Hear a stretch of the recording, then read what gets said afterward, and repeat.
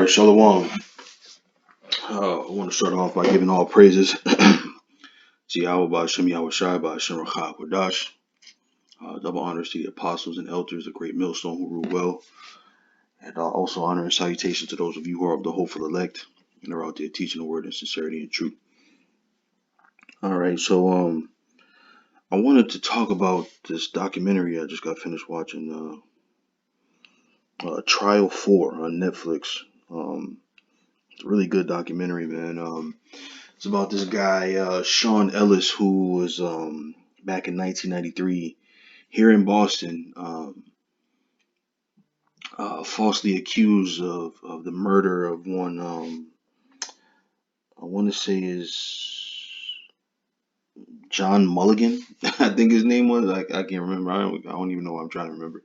But he was falsely accused of his murder and spent nearly 22 years in prison. Well, just about 22 years in prison. And through some diligence of himself and his defense attorney, they ended up dropping the case on the guy. But hopefully that's not too much of a spoiler. But anyway, in watching the documentary, man, it was I, I was watching the spirit of this guy who was falsely accused, and I could feel his level of helplessness in the whole process. You know how helpless he felt, and how he really, if it wasn't for the kindness of that defense attorney to just to represent him, he probably still be in jail today. But I wanted to speak to that helplessness and kind of not necessarily flip it. I don't know why that's in my mind. I don't want to say flip it, but I do want to apply it to uh, the things that we may experience upcoming. And I know this topic keeps coming up, but I think it's a pertinent one. And the importance of uh, not trying to defend yourself when Esau comes raining down on us, right? And the reason why I say that is because our fate has already been decided. Matter of fact, what's that scripture? Um, it's Isaiah 46:10. It says, actually, let me jump up a verse. See what it says. Yeah, this is Isaiah 46:9. It says, "Remember the former things of old, for I am the Most High, and there is none else. I am the Most High, and there is none like me, declaring the end from the beginning, and from ancient times the things that are not yet done, saying, My counsel shall stand, and I will do all my pleasure." Right. So our fate, whatever that is, for each individual, has already been decided. Right. For you trying to no, no, no, no, no. This is what we meant. This is what I meant.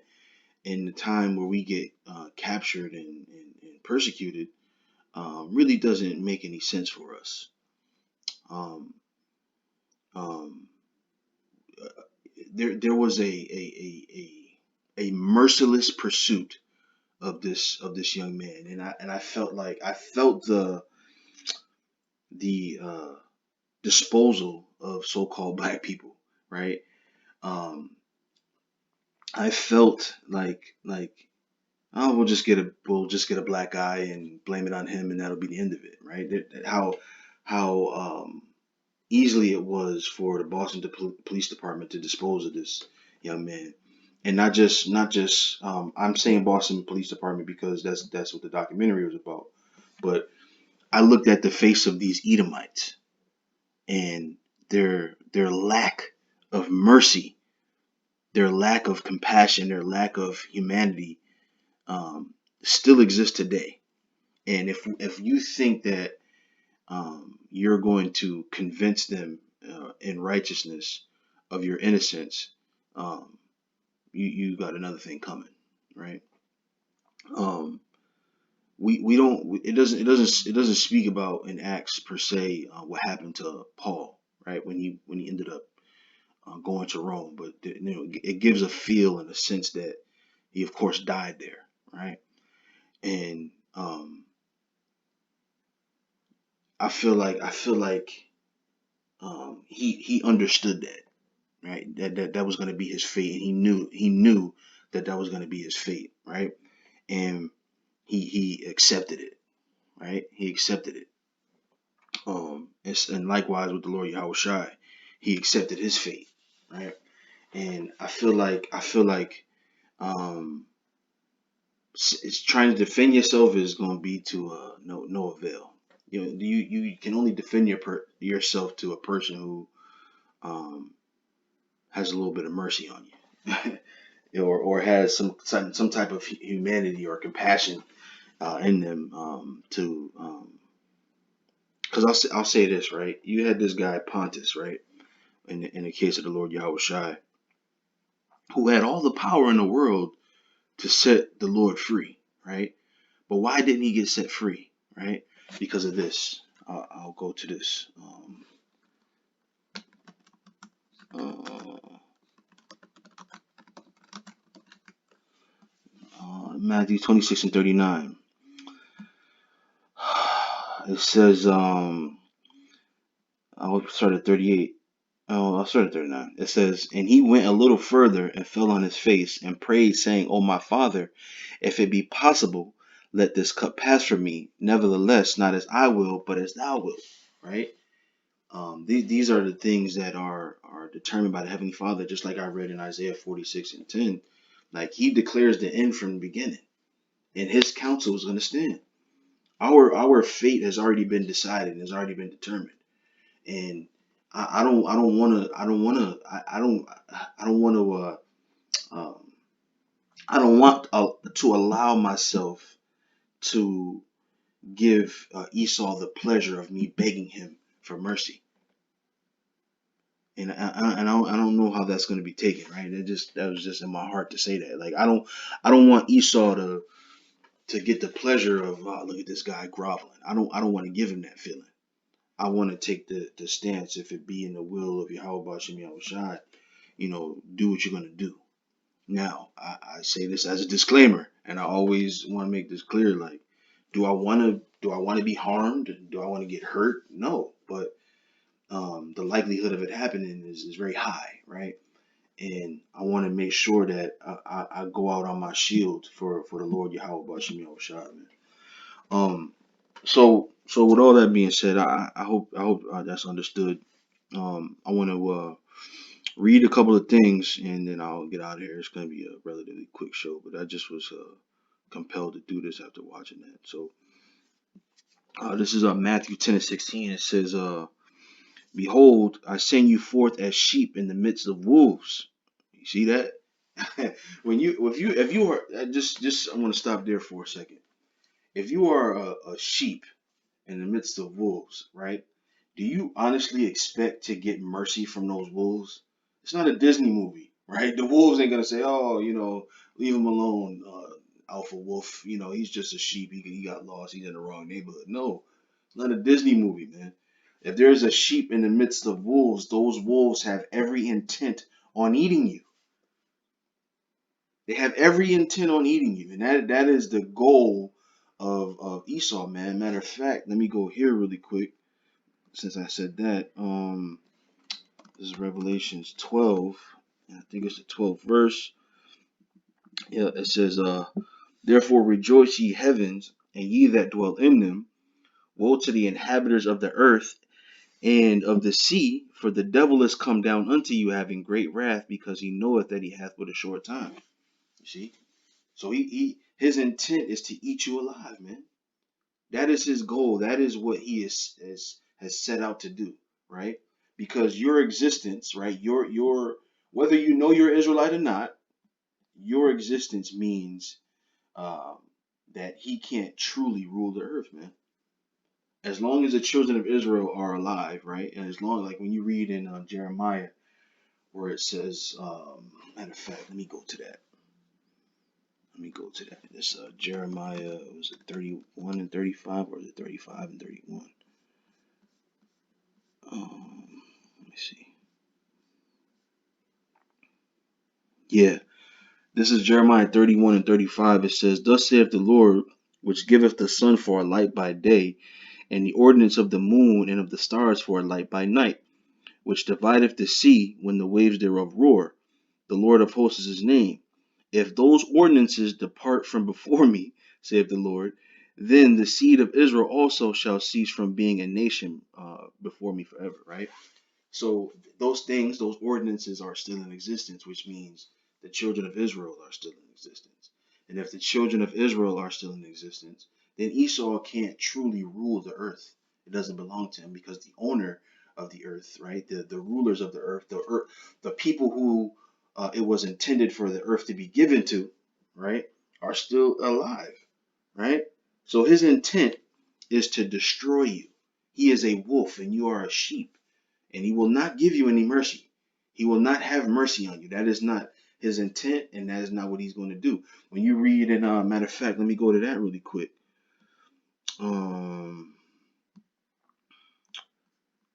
think it's Wisdom of Solomon, the second chapter, right? And I'll just jump down to the point. The whole chapter is good, but I just want to jump down to the point. This is the 12th verse. It says, this is what the wicked says in regards to us. It says, "Therefore let us lie in wait for the righteous, because he is not for our turn, and he is clean contrary to our doings. He upbraideth us with our offending the law, and objective to our infamy, the transgressings of our education." Right? So us being alive is not good for him, right? Because as long as we're alive, we're always going to be a reminder of his wickedness, man. Right? He professeth he professeth to have the knowledge of the Most High. He calleth himself the child of the Lord. He was made to reprove our thoughts. He is grievous unto us even to behold, for his life is not like other men's. His ways are of another fashion, right? So as long as we're alive, right, they can't truly rule over the planet Earth, man. Right? So his intent as a wolf is to eat you alive. He's not going to have mercy on you. Okay? It says, "We are esteemed of him as counterfeits. He abstaineth from our ways as from filthiness. He pronounceth the end of the just to be blessed, and maketh his boast that the Most High is his Father. Let us see if his words be true, and let us prove what shall happen in the end of him. For if the just man be the son of the Most High, he will help him and deliver him from the hand of his enemies." Right? So his intent is, look, all right, he's saying he's the son of the Most High. He's saying that the Lord is going to protect him. Well, I'm going to go full tilt on his ass. I'm going to go full tilt on his ass and see if the things that he says is true. Is the Lord really going to help him? You see? He is a wolf. His intent is to eat us alive, to destroy us, man. Our existence, our life, and especially in particular, our ministry is a threat to his life. It is a threat to his livelihood. And like my man Dave Chappelle learned very quickly, right? Never come in between a man and his meal. And our existence, right, is coming in between the meal of Esau, man. And what is his meal? To rule the earth. He wants to eat the fatness of the earth, and our existence comes in between that. And what is he going to do? He's going to try to wipe us off the earth, man. He's not going to have mercy for us. Okay? It says, "Let us examine him with despitefulness and torture, that we may know his meekness and prove his patience." Right? So that's his intent.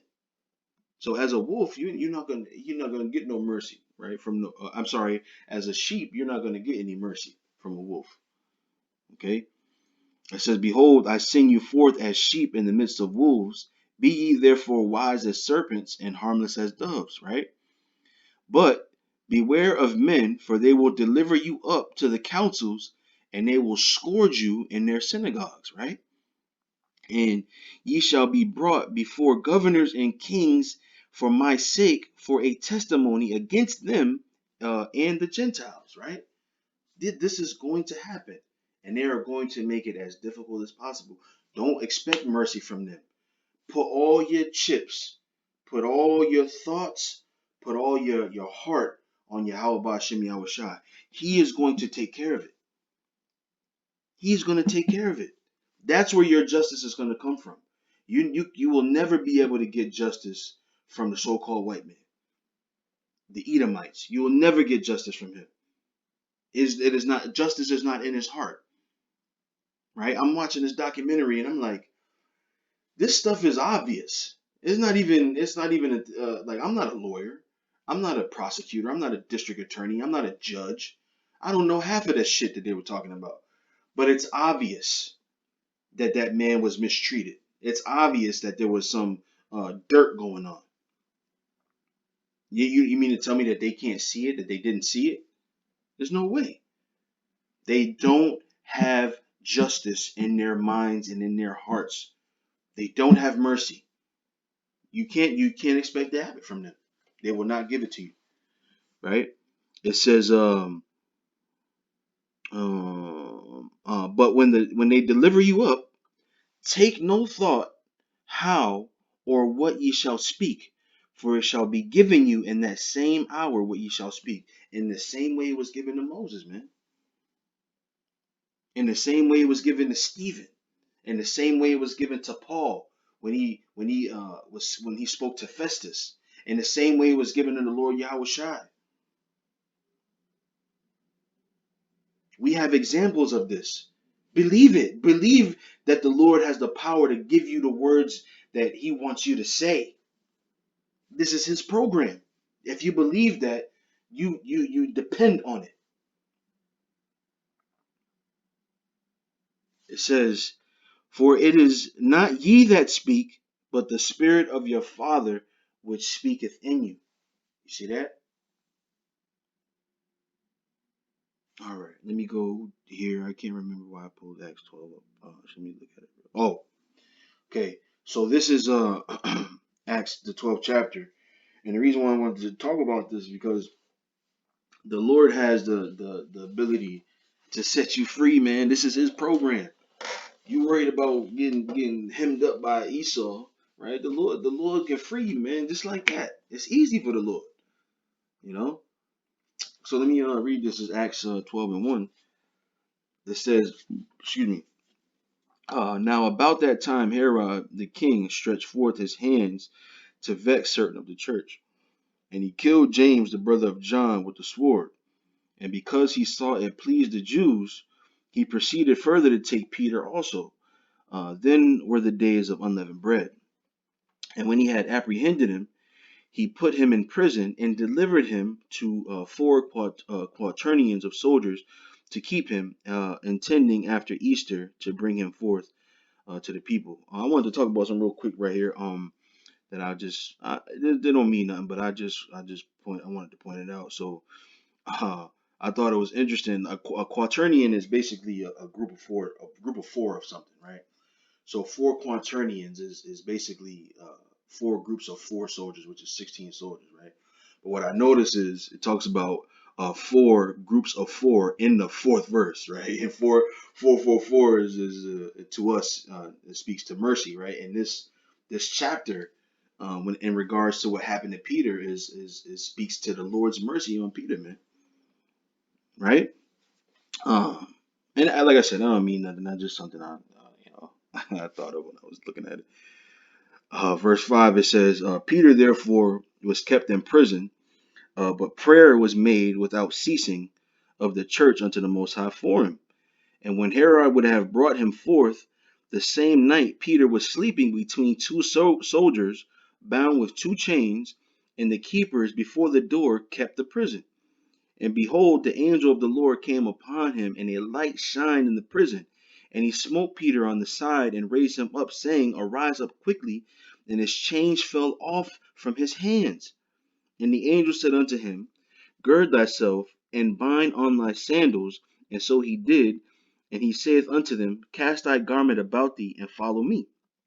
And he went out and followed him, and wist not that it was true, which was done by the angel, but thought he saw a vision, right? So he getting ready to get released out of there. He think he dreaming, right? He says, it says, when they were past the first and second ward, they came unto the iron gate that leadeth unto the city, which opened to them of his own accord, and they went out and passed on through one street, and forthwith the angel departed from him.